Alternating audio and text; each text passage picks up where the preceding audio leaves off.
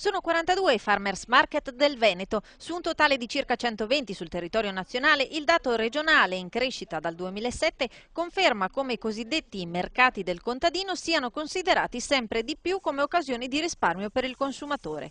Venezia primeggia con 14 mercati attivi, seguita da Treviso, Verona e Rovigo. Vicenza e Padova ne contano 3 ciascuno e Belluno, fanalino di coda, ne ha soltanto uno. L'indagine condotta da Veneto Agricoltura evidenzia che la maggior parte dei mercati ha scadenza settimanale e conta tra i 10 e i 16 produttori presenti in media, il 50% dei quali vende ortaggi e frutta e a seguire vino, carne, insaccati e miele. Stanno andando abbastanza bene e ci sono delle differenze che abbiamo notato dall'indagine tra città medio-grandi dove vanno molto bene e in realtà medio-piccole in cui invece magari incominciano a presentare delle difficoltà.